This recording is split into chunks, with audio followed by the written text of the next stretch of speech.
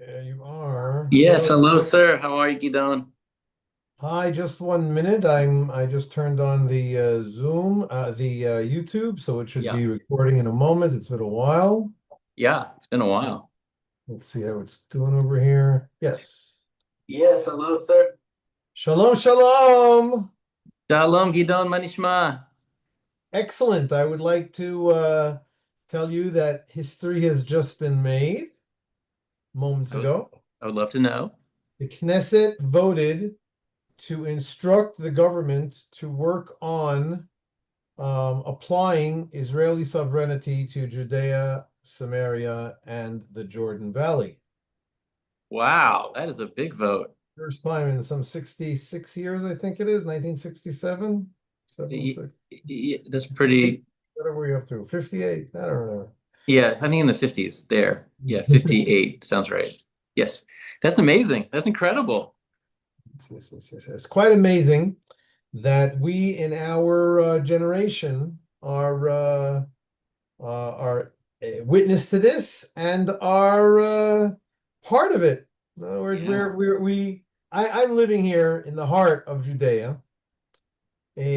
Just by the very essence of my presence here, I'm pushing towards that. But I'm also active in numerous organizations that we're working on this.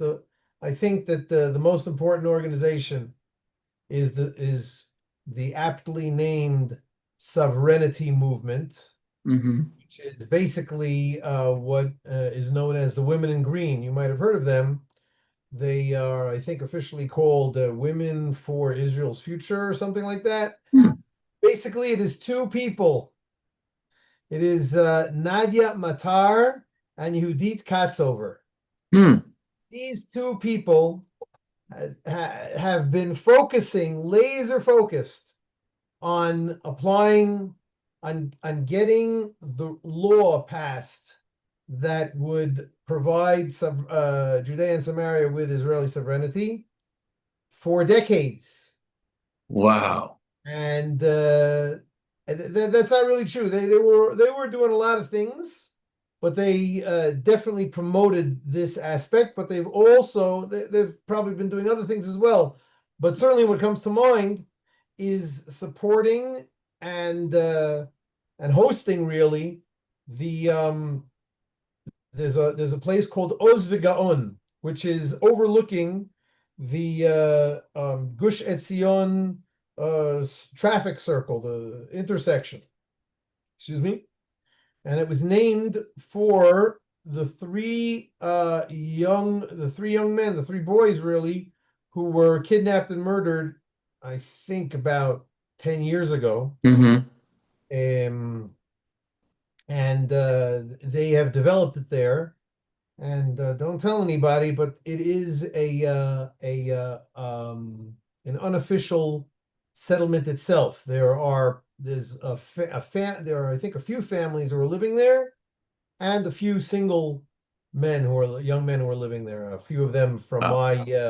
from my community here in Mali Hever, which is, of course, tremendous. That if anybody can really push in order to create a new Jewish community, a new settlement in the land of Israel, is very exciting. But the bigger thing, of course, is this: that they've been pushing and pushing and pushing. And of course, you can't take away the credit from the actual members of Knesset who actually did the voting. Hmm. Really, the residents of Israel that elected those parties that voted Right. for this declaration. So Wow. it's time. It's a thing whose time has come. If not 60 years ago, then today. Right. I just so what was the plan for all of the territories of cities that are Arab or Palestinian? So how would the sovereignty work with them? The nuts and bolts about this have not been clarified. Let's put it Okay. this way: the sovereignty over Jerusalem was declared shortly after the Six-Day War. Hmm. I'm not sure. Something happened after the Six-Day War that brought all of Jerusalem. There was a rule, some sort of a law was passed, and Jerusalem became all of Jerusalem, West and East Jerusalem became part of Jerusalem, part of Israel. I do know that in 1981, 81, is that the right year? Around 1980, something like that, Israel passed the Jerusalem Law, which probably did more than what happened soon after that. Yeah. And the Golan Heights was also sovereignty was declared on the Golan Heights just I don't know, 10 years ago or something like that, 8 years ago, something like that. Oh, It was during Trump's first you're right. Right. term. So yeah. So I thought it'd be 7 years ago only. Something like that. Yeah. I leave the exact numbers to my wife. She's good at dates and at times. I really don't understand the Europeans because they keep pushing for a two-state solution, and it's just a reward for jihadism. And the real thing that should be done is Israeli sovereignty because you can't give power to people that are terrorists. I think that there are a lot of people who are unfortunately clueless. They don't visit here. They don't try to look at things with a careful eye. They don't really care too much, and so they just go along. Hmm. I think there are a bunch of what they call useful idiots, people who are really don't think too much at all, but Right.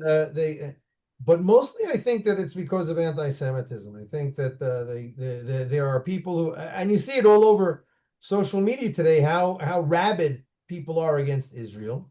Oh yeah. So it is possible, and it happens that in countries you can have part of the country being strongly against Israel, like the great majority of countries, including Western European countries, that vote against Israel all the time in Yeah. the United Nations.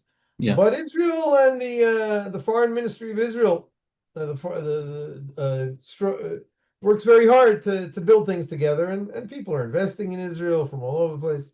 So we're doing okay. We have a phrase in Hebrew, in Israeli perhaps, and it's Hmm. probably a translation from something else, that is haklavim novchim v'hashayara overet. The Hmm. dogs are barking, but the train passes through. In other words, Hmm. even though there's a lot, I'm sure that that's not a biblical, obviously it's not a biblical phrase, and Yeah. so it's probably from Russia or I don't know where. Yeah. But that's the way we see things. Prime Minister David Ben-Gurion, the first Prime Minister of Israel, one of his famous phrases was uh, two of his famous phrases. One of them was Shmum. Yeah. Is the United Nations, Ha'umot HaMiyuchadot. So he belittled whenever somebody talked about the United Nations, but when they said, "What the United Nations says that Israel has to blah blah blah blah blah," Right. shmum. So they're just talking. I Yeah. don't know how you say that in English. Say, Yeah. There. and Dismissive. and the other thing that he said, it doesn't matter what the nations say. It matters what the Jews do. Right. Prime Minister Ben Gurion was not as politically correct as today in differentiating between Israel and Israelis and Jews. He would say Jews all the time. No, of course. I mean, I think that's what the world means. I've been so surprised of the hatred towards Jews, but they think it's okay if they use the word Zionist. They think that there's some kind of cover that we don't know what's really going on.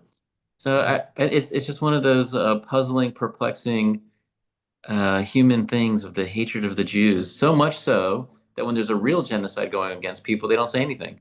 That's the other tragedy of anti-Semitism is when people are being killed in Africa or the Jerusalem are being killed, and the world just sits on their hands and just pretends like nothing's happened. I mean, it's so morally bankrupt out there. Yeah, yeah. So it is wonderful to be involved with people who are morally strong and Yeah. who are standing against all the winds that are blowing against the people who are trying to blow us down. But it's like the Three Little Pigs. I'll huff and I'll puff and I'll blow your house down, but it ain't gonna happen. No, no, exactly. And I stay in touch with people in Israel, and I stay in touch with people who are visiting Israel, and it's very good. I mean, there are a lot of good people from all different types of nations and religions. It seems to be a small amount. That's what's disturbing. I'm But sorry, what a small amount of what? Who? a small amount of like there was another Muslim leader, Noor Dari. I don't know if you saw him in the news, and he came to Israel on a really big trip with a lot of Muslim leaders, and he was totally against jihad, totally against political Islam, and really taking a stand. He's taking a very clear stand. There was another one. Let me just remember the name, and he came from Pakistan, and Pierre. I'll remember the name, and I probably have it here. So I don't know. I mean, I meet them, but I just wish it was in multiples. Wait, you met with Noor Dahari? I've been in touch with them on email, and Pierre Mudassir Shah I've been in touch with doing Zoom calls. So, and he was, I think, one of the first Pakistani Muslim leaders to come to Israel. He was in the Jerusalem Post a lot. So, I mean, there are people out there doing the right thing. It's just, is it five or six? I mean, I'd like it to be 5 or 6 million, 10 million, Or billion? billion would be good. Get 5 billion people to love the Jewish people. That would be very messianic. I keep on restating the beautiful phrase Yeshuat Hashem keheref ayin. Right. The salvation of the Lord comes in the twinkling of an eye. Yeah. We Did, we did we you see were the when we river winds when they came over? Did you see them? Oh, I see them frequently. I don't remember the last time they were here, but I, and they also don't they all don't always get a chance. We don't always get a chance to connect because yeah. they come for short times. Yes. But yeah, they are leaders in the indigenous movement. These are Right. indigenous peoples from all over the world who primarily United States, but also from Africa and from Australia, Mm-hmm. I think, New Mm-hmm. Zealand, Mm-hmm. and they even created a indigenous embassy in Jerusalem. I did see that. Yeah, I was there for the cornerstone laying or whatever you call it, Right. the launch of that. Again, it's I'm really lucky to be here, and I'm lucky that I don't have a 9 to 5 job that requires me to get to my desk and to so I can come to stuff like this. That is amazing. That is amazing. Yeah, I've always had a problem with fighting anti-Semitism because they want you to fight, they want you to be anti something, and it's just like that's the whole gimmick. I'd rather build bridges with the supporters of Israel, like you're doing with Root Source, and just show how many people really love Israel and how much good work we're doing around the world. Because when you fight anti-Semitism, it's just like these people are living in the sewer anyways. They want you to come down to the sewer and fight them and talk about fighting. It's just spinning wheels to me. I am exactly like that. I have decided it wasn't a decision, it's just me that I prefer to be positive and to spend my time with people who I can help them to build the positive things that they're trying to do Yeah. and to help teach them if they are asking me questions about Israel or Zionism or Judaism, stuff like that. But like you said, and really it's a little bit of a cop out because there's so much fight going on out there. For Mhm. every one pro-Israel defender on Twitter, for example, I don't know how many thousands there are against Israel. So it makes people in the middle wonder, wow, if it's so loud, maybe it's true. Yeah, So yeah, except for the fact that we've been taught in at least our Western society to defend minorities. And I've heard that my whole life, tolerance, defend minorities. But when it comes to the Jews, people are like, nah, not interested. If it's a lot of people against them, maybe they've done something wrong. I like, wait a minute, that's exactly opposite of what we've been taught our whole lives. I don't know what to tell you. I Exactly. It's perplexing. But we're growing the music project, just to give you an update. And we have I don't know if I can share my screen, but anyways, we have you 13. can if you like. I'm on the iPad. I'll probably mess it up. But Okay. but we're in 13 different countries now, teaching my music system, and just have a lot of great feedback. And those people that I'm teaching in those countries are teaching at schools, and we're really growing. That's exactly what I was going to say. When you find somebody in a certain country, it's not like the guy's living in his mother's basement and it's just him. He's already talking, he's already Yeah, learning it and teaching it and growing it. yeah.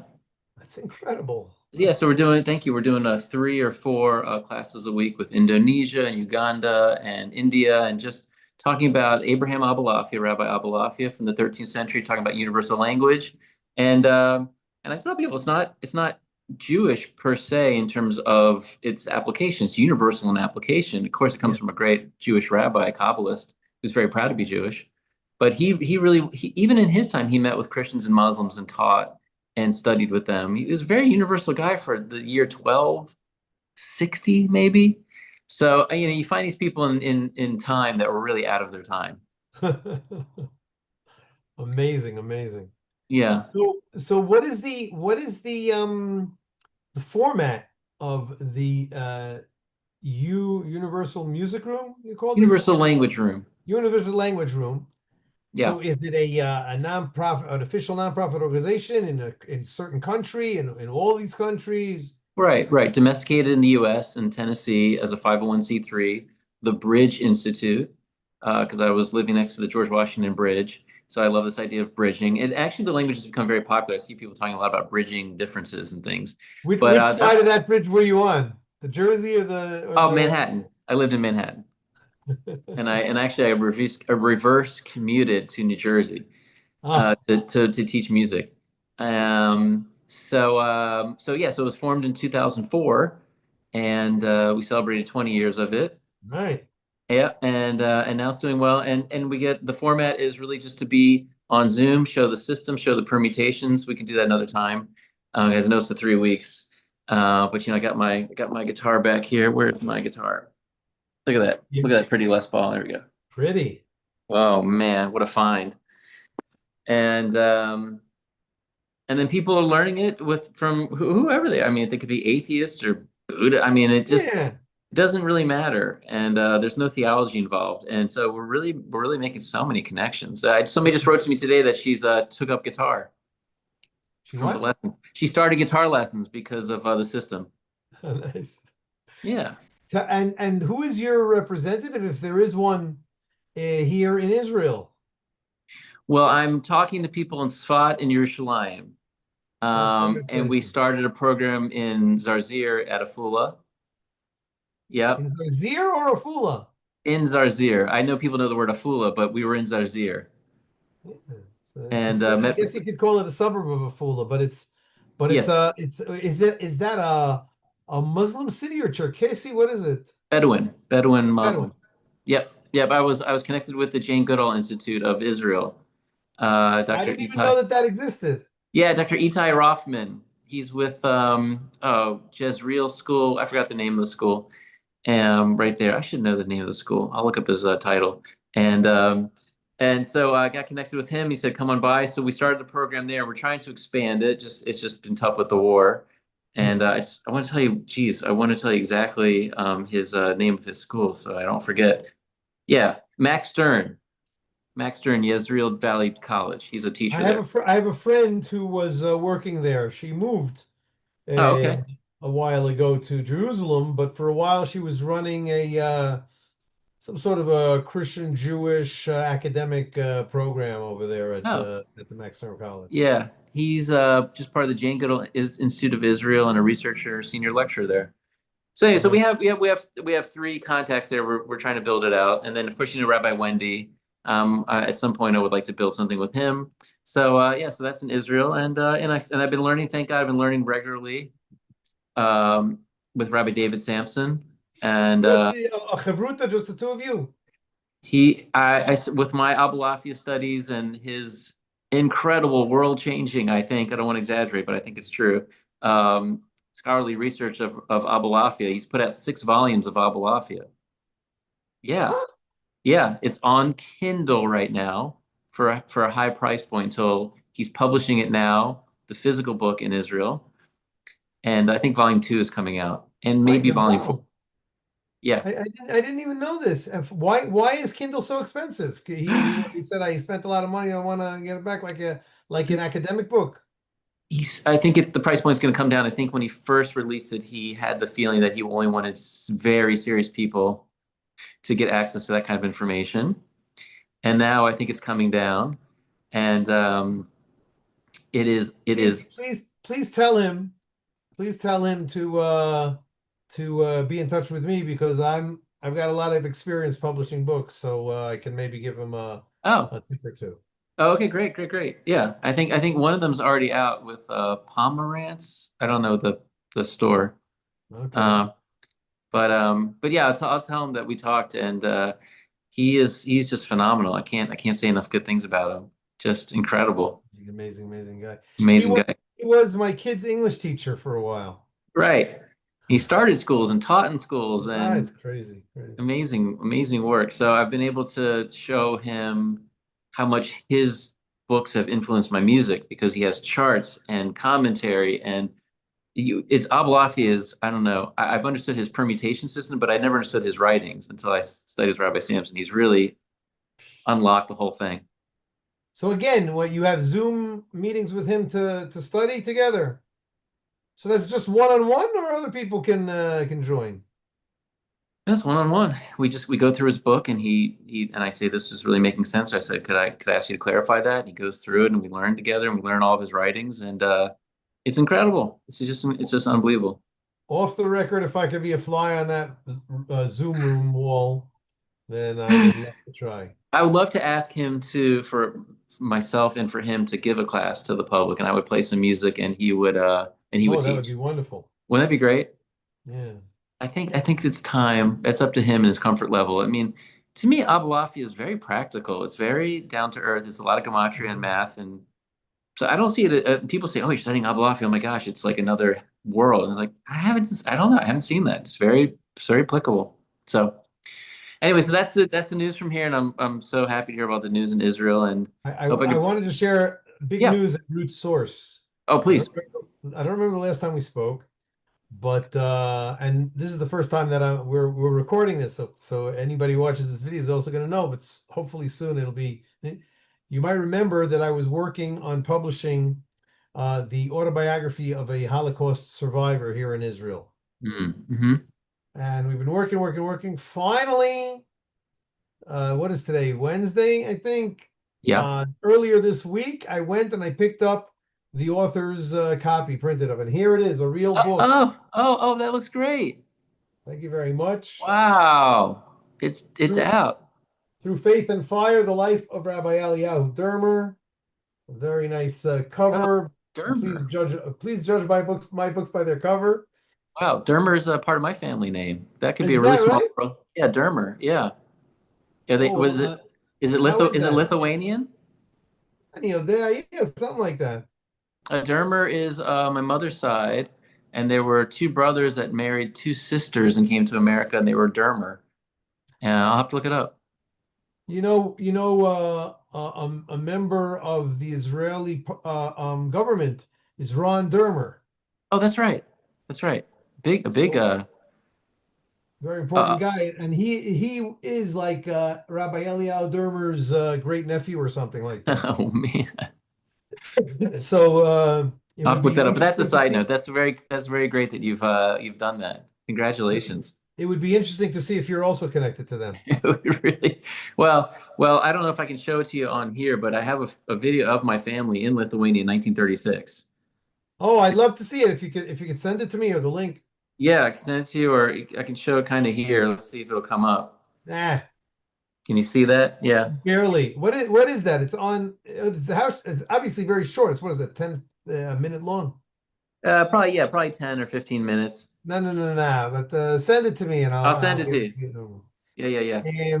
I just want to say that this book, Through Faith and Fire: The Life of Rabbi Eliyahu Dermer, is the first in our We Must Not Forget project series, Yeah. and we are hoping to publish 100 English translations of autobiographies of Holocaust survivors, Amazing.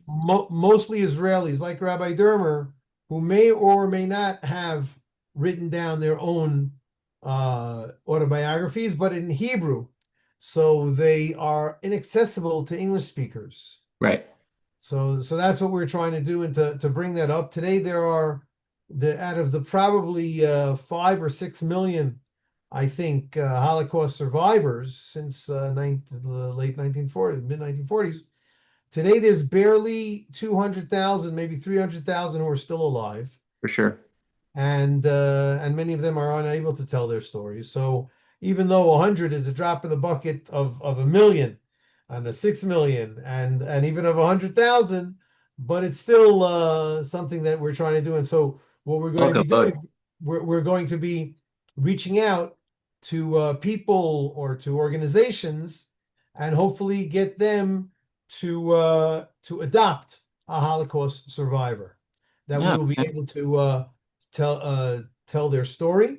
I did the math, and to sponsor such an autobiography book only costs $200 a month. So if you have 10 friends, each one putting $20 a month, you barely notice. What did they say? That's the price of a Starbucks coffee or something like Right, that. right, right. 20 a month, you So said. so maybe your organization there in you have a few organizations, but the one that you have over there in Tennessee is the a Jew what is it you call it? Memphis Friends of Israel? Memphis Friends of Israel. Maybe the Yeah. Memphis Friends of Israel could do something like Oh, that. yeah. Send me the information. I'll Send send me. you the Yeah. information. That'd be very good. Yeah. No, Oh, I'm very absolutely. excited about doing that. That's great. Congratulations. I saw the branding So, too. Yeah. So thank you for the time. I'm glad we and thank connected you for a while. also. And we will hopefully not miss our next meeting, which should be in about a month. And we'll Yes. be in touch until then. That's great. Gidon. Cool too. Very good. Hatzlacha. Shalom, shalom. Thank you very much. Shalom. Bye bye.